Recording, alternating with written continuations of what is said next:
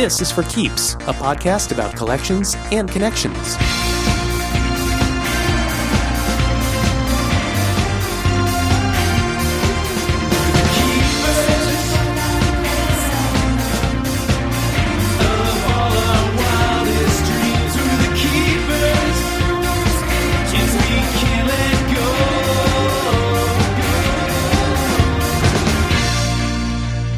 I'm David Peterkowski. This collector's story focuses on American television's longest-running comedy show, a program that's brought us everything from Coneheads to Blues Brothers, from the holier-than-thou church lady to motivational speaker Matt Foley, even overzealous cheerleaders and over-the-top Californians. And even though this podcast isn't live, it still feels like the only way to properly start this story is by saying, "Live from New York, it's Saturday night!"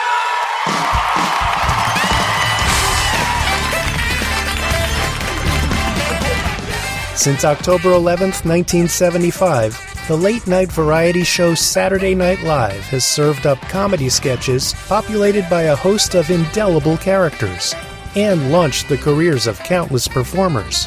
Big-name stars like Will Ferrell, John Belushi, Eddie Murphy, Tina Fey, Adam Sandler, Bill Hader, Maya Rudolph, Bill Murray, Mike Myers, Cecily Strong, and many, many more performers got their big break by being in the cast.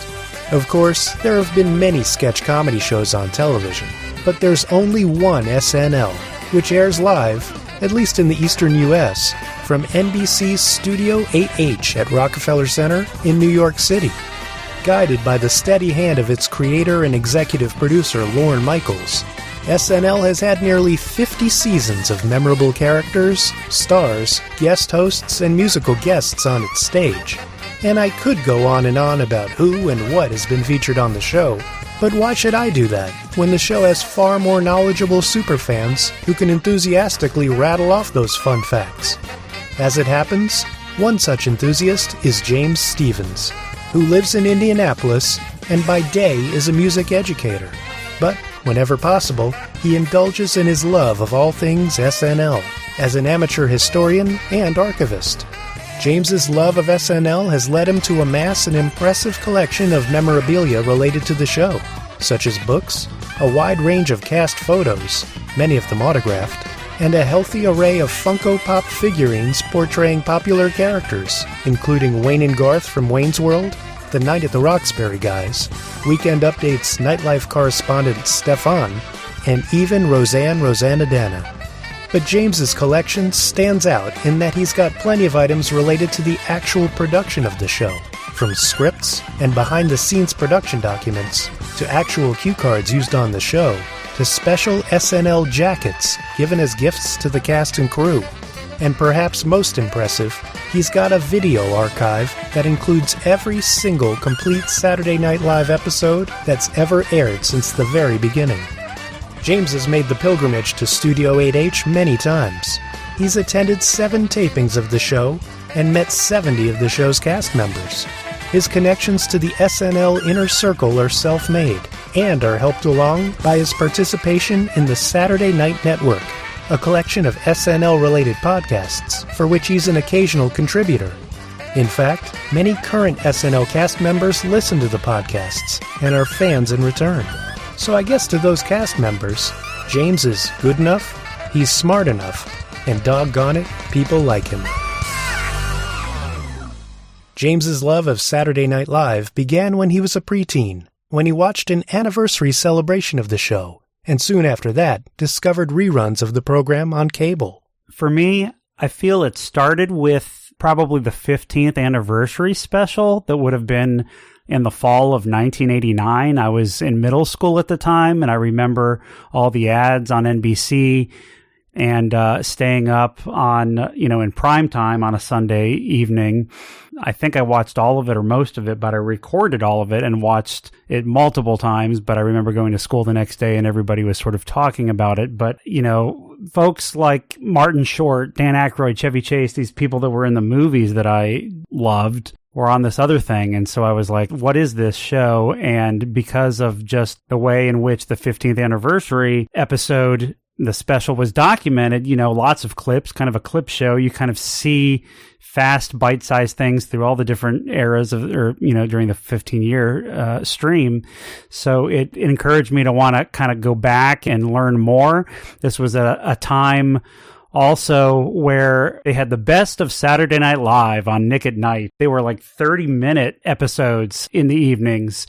But, then I could start kind of catching up or seeing some of these older episodes because, this is a time where you couldn't, there was not these streaming platforms or an internet where you could go back and easily find these episodes for years. For most of the show's run, if you didn't stay up and watch it, or once people started having VCRs or whatever, record it, you had to wait until if it was ever going to be rerun again or not.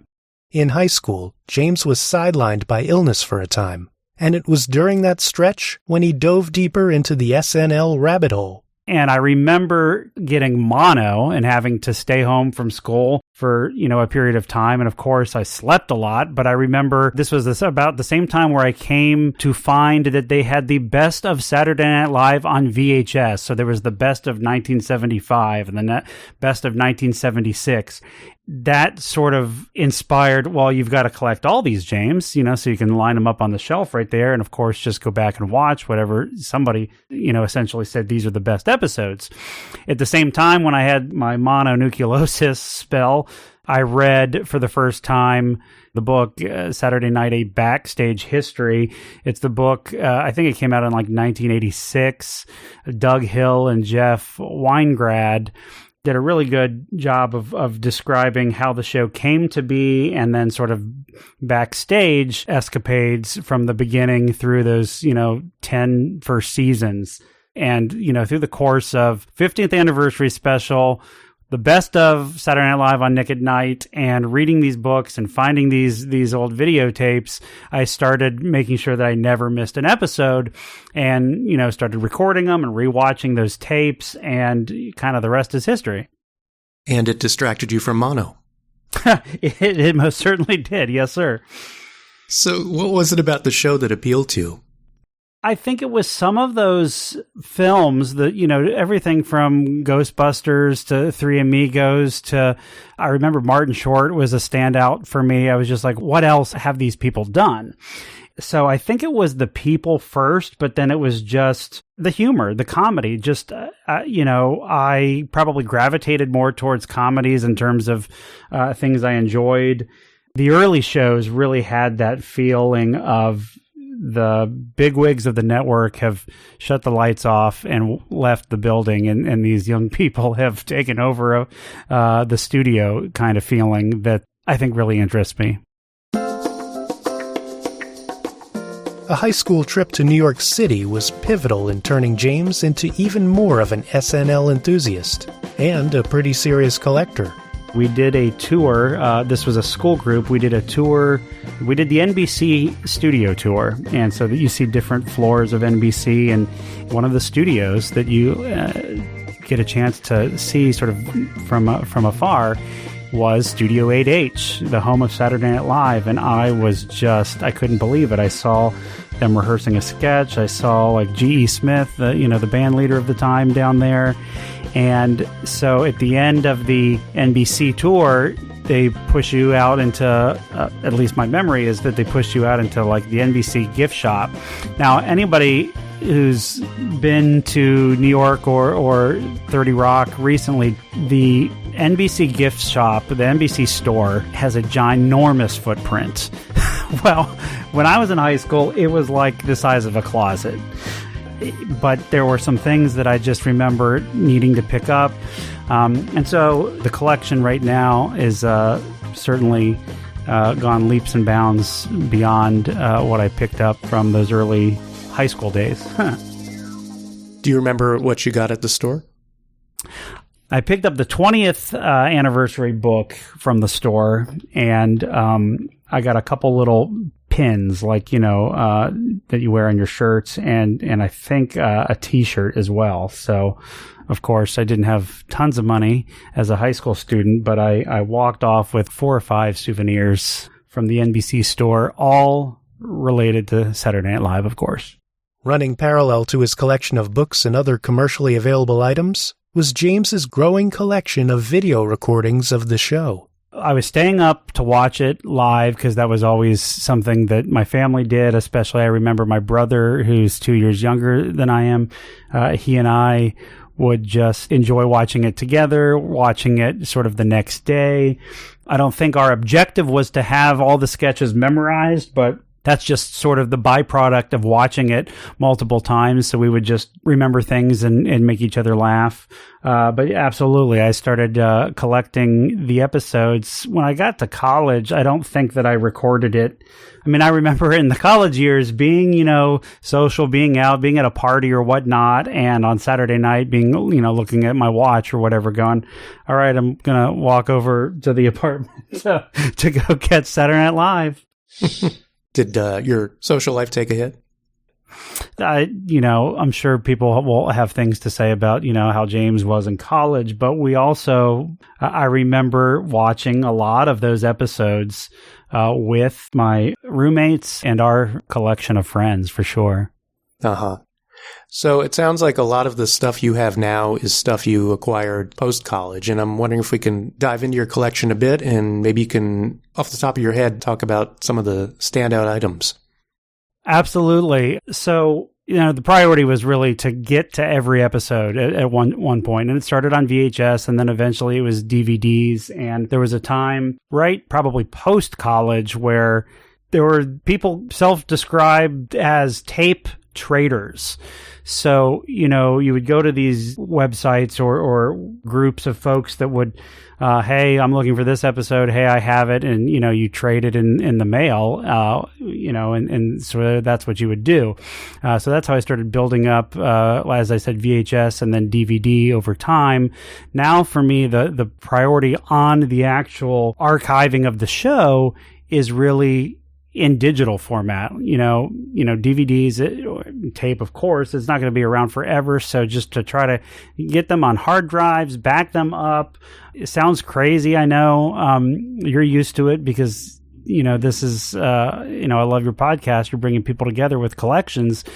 So maybe it doesn't sound crazy to you and to the others that would be listening, but, you find people and you find your resources to how to just locate certain episodes, especially the early ones. There's certain eras where it's difficult to find the full episode. Sometimes if you go even now to Peacock or things on YouTube, they will be edited out, some things for copyright, synchronization rights things, so that the whole episode is not archived in a place that's consumable for the general population. So that's where the challenge lies, but I enjoy doing it, and I'm proud to say that, every episode is now in the archive.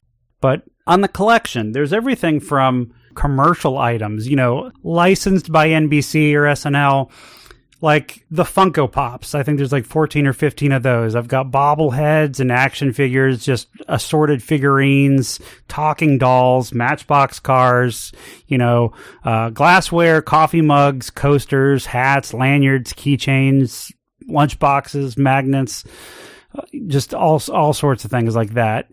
And are those items just labeled with Saturday Night Live, or are they the catchphrases from the show, certain characters? Some of them are specifically the title of the show, the name of the show. Some of them are the Blues Brothers. Some of them are, more cowbell.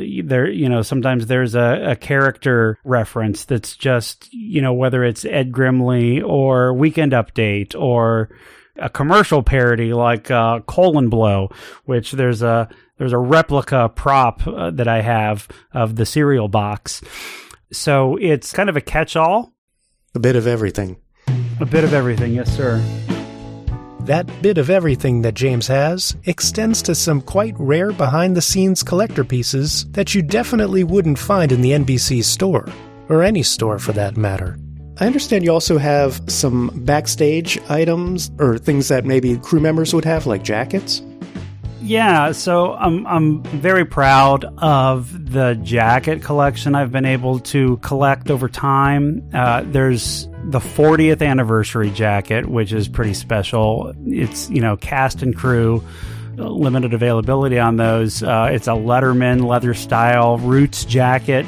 They've done a 25th anniversary. I have 2 different styles of the 25th anniversary jacket, 15th anniversary jacket, and even the silky nylon from the early 80s crew and cast jacket. So those are kind of precious possessions. I've got a few cue cards from the show, some tickets from episodes. One other really cool thing that was happy to land is a flag that was, think 30 Rockefeller Plaza.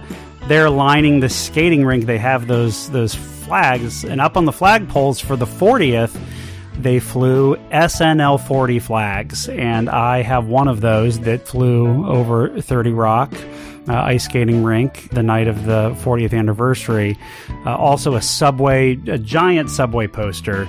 This particular one wasn't used, but they had these all over the subways promoting the 40th anniversary. So I have one of those, and then some of the other kind of rare behind the scenes, as you mentioned, are things like production documents, original scripts, several from the first 5 years even, with pen and pencil markings on them, rundown sheets from dress rehearsal, the live show, studio schedules.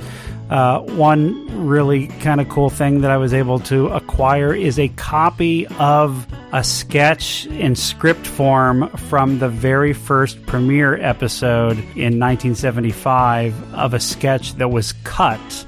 It was the only sketch that George Carlin, the host, was supposed to appear in. And it's kind of a funny sketch, but it was cut from the episode and never was part of the show. So that's another rare item. Yeah. And a natural follow-up question is, how are you getting all these things? Like, how do you get cue cards? Well, don't want to get anybody in trouble for that, because I know that that's not typical, that you would be going to the show and that they would just be handing them out to audience members as they walk away. But sometimes it's just finding the right people at the right time and having them be educated by you that you're not just this crazy person who's, maybe it seems like some stalker vibes sometimes coming up, but wow, this person is truly a fan. I think as the collection expands and you can point to your dedication, I guess is what I would say, the people who are affiliated with the show become more inclined to not just help you out, but to call you a friend. One example is a person that several people that I've gotten to know over time put me in touch with Eugene Lee, who just passed away here recently. He was the production designer for the show from the beginning, and currently, at the time of his passing, was still with the show. He was working on a memoir, which was sort of a how-to on production design. And he's been a designer for TV and Broadway. He's got several Tonys to his name. And so Eugene Lee, sent to my home in this draft form his memoir. And it's just really, really cool to see the very beginnings. That he was the person really responsible for the look and feel of the show, the studio layout, the fact that, the sets are where they are and the cameras move to them and that the audience sits in these bleacher seats. So sometimes it's just when you are dedicated to your hobby and your passion is understood by those you admire and respect, they look in your general direction and the admiration sometimes is mutual. So you're working the room a bit. I agree. I do my best. Yes, sir. So what can you tell me about your collection of magazines and articles relating to the show? I understand you've got quite a collection there, too. Yes. So just like anything, and it really picks up during those presidential election years, as well as the big anniversary years for the show. The show often is, the cover of Newsweek or Rolling Stone or whatever. So anytime, my wife is such an amazing support on this. Sometimes she will see something, oh, James, you got to go get this magazine or whatever. But some of the really cool and unique items related to just periodicals and magazines or just older TV guides, that have the original cast on the cover and things like that. A Hollywood Reporter did several front page cover stories, but then just really did an excellent job of digging into the show during the 40th anniversary. And then you got to think about, there are so many people on the production side of things, the costume designers, the people who take the photography, Mary Ellen Matthews, who does those bumper photos that you see coming in and out of commercial. People in those respective industries often want to do a story on those fascinating crew people. So there's a lot of times those journals that are related to those specific walks of life that have amazing stories on how the show is put together, which I have to tell you, that is actually one of my biggest motivators and drivers, is the fact that this show is unlike any other in that it is live, it is 90 minutes, and it's going on 50 years here, and it's really just an institution. But first and foremost, Saturday Night Live is built on its stars, and James has a significant cast photo collection to show for it. Those come in sort of two forms. There's the annual cast season photo where they all group together and take that kind of iconic photo on the stage or sometimes outside the studio. So I have most of those displayed here in my home office, my den. And then also the headshots, the glossies, the individual cast photos. I have a number of those that even have been signed by a number of the cast that I've been fortunate enough to meet over the years. Yeah, you have one that's a signed photo with 5 women cast members? I do, yes. That particular piece is interesting because when I was in New York City, one particular time, it came out, I think it was Newsweek, I can't recall, but it had Tina Fey, Amy Poehler, Anna Gasteyer, Rachel Dratch, and Maya Rudolph. It was really celebrating the women of SNL, and I picked it up at one of the bookstores or whatever close to 30 Rock, just on a whim, thinking, all right, going to go to the show, and afterwards maybe they'll come out and sign it, and was very, very blessed to really run into all 5 of those amazing women and have them sign it. So I do have that in a frame on the wall here. That's amazing. And that sort of leads me to my next question, which is where and how do you display what you've got? Well, this is my home office. I work from home some days, but it is also my sanctuary from other things where I can just kind of display the collection. And it's kind of funny because, we all got so used to Zoom, especially during the height of the pandemic, and you would see people working from home and their backgrounds and everything, and it just quickly turned into a conversation piece with folks that you never would have imagined, be talking about the show that you enjoy. So I do my very best. Not everything can be displayed on the walls or in, the little cases that I have over here, but the pieces that are they're most easily presentable are out and about, and it's fun. I enjoy it, and I'm probably going to outgrow this room, and I don't know where I will spill off into next. What items on display generate the most excitement from your visitors? I think, sometimes it's just the photos to just go, oh my gosh, you met all these people, because there's a collection of some framed photos of me with different cast members, but then there are things that are signed. I've got a couple things that Lorne Michaels, of course, creator and executive producer of the show. I've been fortunate to meet him on a couple of occasions. Sometimes people will just sort of be surprised by the volume of what is Saturday Night Live merchandise. When you do kind of just take a gander at all that is here, that's sometimes one of the responses I get is just like, I had no idea there was this much stuff.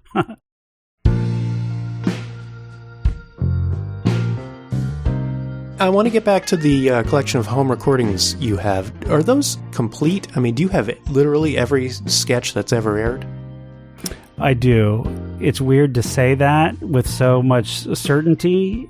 They're not all in the most pristine broadcast quality, because sometimes people that were able to record or capture them back in the day would have been, VHS or whatever. And so what I've done is, when I've been able to find a better quality of something from like maybe 1981, for example, maybe a few of the sketches from a particular show you come across that are really, really clean in terms of just the vivid video and audio.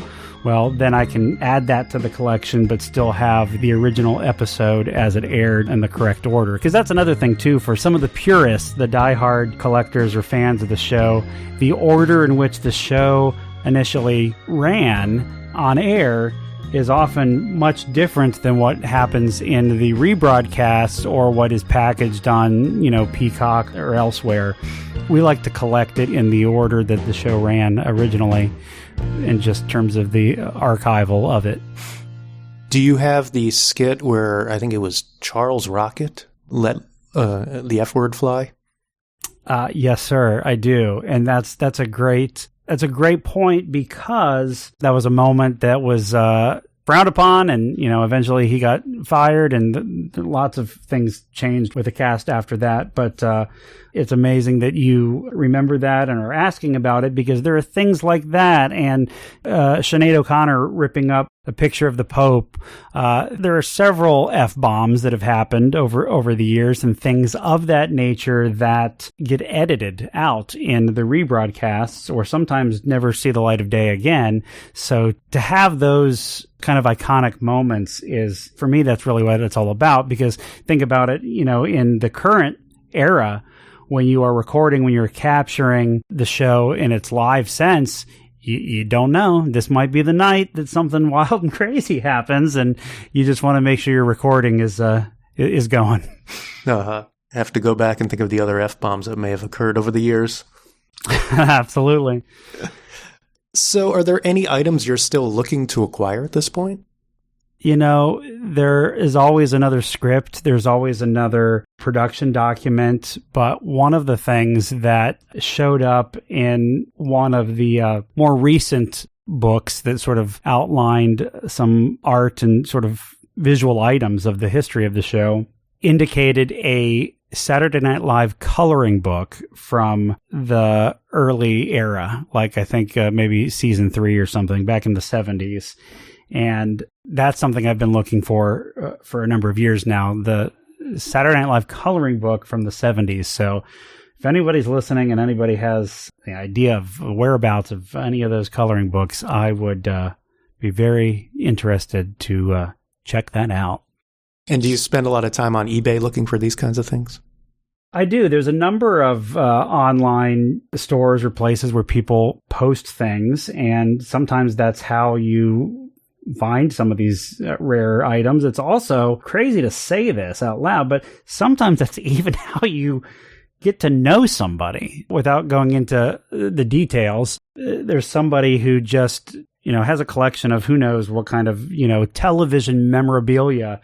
So will actually send me a text message to say, hey, I have this and I'm getting ready to post it. So that's just, I don't know. It strikes me as humorous. And you're part of the pre-sale crowd then. That's right. It's absolutely the case. So as far as items you might still want to get, how about a certain cowbell? Any idea where that might be? Oh my gosh. It's funny that you said that, because I was just thinking the other day, when I was listening to one of your other episodes from another collector, it's not so much that there's a lot of props to be had, but if there was one, that cowbell certainly would be the top of the heap in terms of a prized possession, I think, wouldn't it? Yeah. Do you know where it is? No clue. I do know I've met a few of the chuckle as I say this. I've met a few of the folks who have worked in the props department, and it's a real job, and they are skilled at what they do in terms of reading a script and trying to figure out what the show needs. And what I do know is pretty much everything. If it's not like lamps or artwork that's hung on a set to just decorate a room, if it's not set decorations, if it's legitimate props, all that stuff just goes back into their prop closets and things. So it probably is somewhere in the Studio 8H prop department, I would imagine. Well, it would be a shame if somebody passed it along to you, wouldn't it? Sure. I'm winking at you right now. It would be a very, very much a shame. Exactly. So I want to switch gears once again and ask you about the Saturday Night Network project you're involved in. What can you tell me about it? Absolutely. Thank you for asking, David. The Saturday Night Network is a podcast network that just releases to SNL fans each week. We cover things from a diverse group of podcasters. We have 25 or more podcasters that are journalists and super fans. Many of our journalists are from Entertainment Weekly, Vulture, New York Magazine, and then we have industry experts that have worked maybe with comedy troupes such as The Second City and other historians and archivists like myself who round out our podcasters. We have a variety of different programs. Some provide analysts of current episodes. Some are interviews with SNL cast and crew or alumni. And then we've done some promotion and red carpet events and interviews for festivals such as Just for Laughs or the Blues Brothers Con this past fall. That was fun. And we broadcast on all the major networks, Apple Podcasts, Spotify, YouTube channel as well. Some of the podcasts are pre-recorded. Some are streamed in real time with a live chat. And I would say this, we've been sort of referred to as the bridge between the show and the fans. SNL, because of its history and the type of show, it's not just a show. It's a live event. We view it like sports. We strive to add to the pregame and the postgame elements with a full weekly lineup.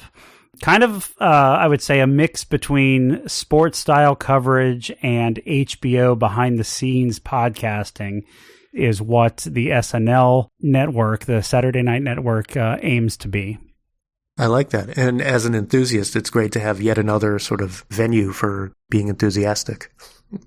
Absolutely. I couldn't agree more.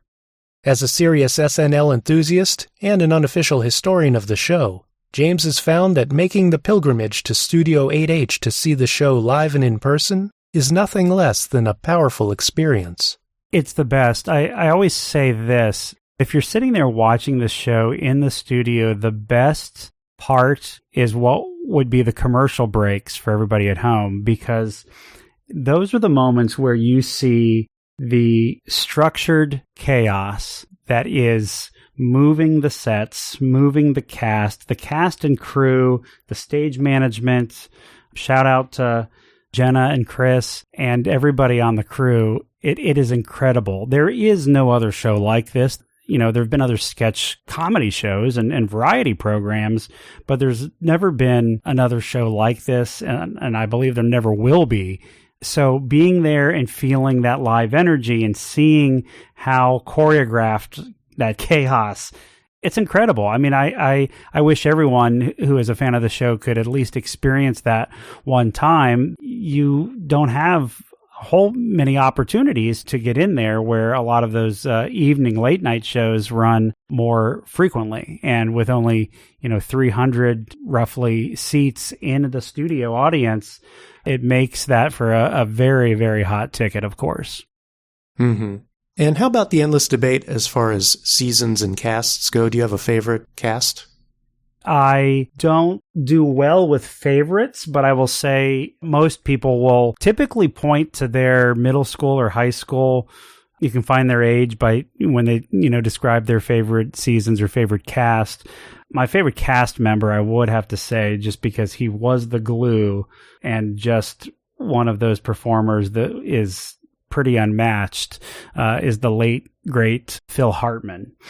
His cast, those seasons are some of my favorites. I'll say this, you always have people that are critical of the show. I think people started saying Saturday Night Dead probably during season 2, or it's not as funny as it once was, from the very beginning. The original cast always has a special place. They came out during a time that it was very anti-establishment. Well, when you come out and win Emmys and you're trying to bite the hand that feeds you in terms of the network and all that stuff, but then the network is enjoying the success, you can't be the thing that you once were, forever. So I enjoy it and like to always remind those that might be more cynical about it. It still is an amazing place to view in real time the breakout of some amazing comedic actors. Because that's the other funny thing is when you're looking at it in real time going, this group is just not that great. I find that same person saying it when they going, gosh, I really miss the cast that 10 years ago they were having a hard time with. Yeah, I feel like people love the show and they love to kind of bash it. Yeah, at the same time, absolutely. And it's never firing on all cylinders, probably from top to bottom. It's very rare that a 90-minute show doesn't have some slippery moments in there. But, sometimes those that don't do well are, for some of us, a joy to watch for different reasons. Indeed. So one last question for you. The show is rapidly approaching its 50th anniversary. What do you think the secret is behind SNL's incredible longevity? To me, there is no secret other than I think, Lorne Michaels. It's Lorne's show. There are people who just admire and respect him, prop him up as a father figure, and then there are folks that are on the polar opposite side of that. But I do believe that regardless of whether or not you're in camp Lorne or not, all of those folks that have worked on the show or at the show will say he's relentless about it always being better and never settles and coasts. Think about somebody who's been doing that for as long as he has. You would think that, he just kind of comes in and just, shakes hands and kisses babies. But no, it's his show. So I think the secret ingredient is Lorne, who is somewhat a mystery, I think, in his own right. The biggest question, I think, relative to that is what's going to happen. He's sort of talked about how he would be there through the 50th anniversary season, but what's to come after that is probably the biggest question related to the future of the show that it currently exists. Yeah. And that 50th anniversary, that could be a great opportunity for you to score some golden anniversary memorabilia. Trust me, that David is on the radar, my friend. Well, James, it's time for us to say bye-bye, as David Spade famously said on the show when he played that flight attendant years ago. So thank you for taking the time to talk about your passion for all things SNL and for walking us through some of the items in your collection. This has been really fun. It's been fun for me, David. I appreciate you reaching out. I really enjoy the podcast. Well, thank you. Take care. Bye. Bye-bye. Well, the week may be 7 days long, but in James's world, it's always Saturday night. And he's got the man cave full of Saturday Night Live collectibles to prove it. Here's hoping he tracks down more memorabilia from the show, like that elusive coloring book from SNL's early days. And while his collection does seem fairly comprehensive, it could always use more cowbell.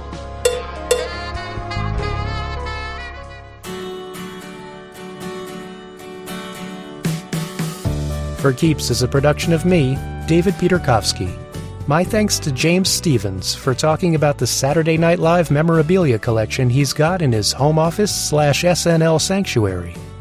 At forkeepspodcast.com, you'll see photos of James and some of the standout pieces from his collection.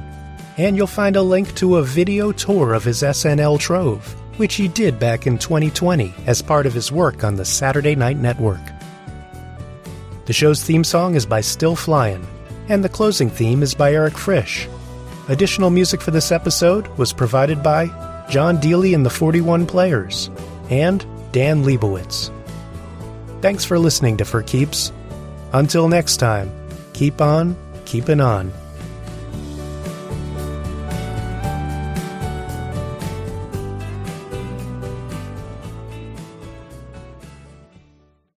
You're the only person whose man cave is, It has colon blow in it.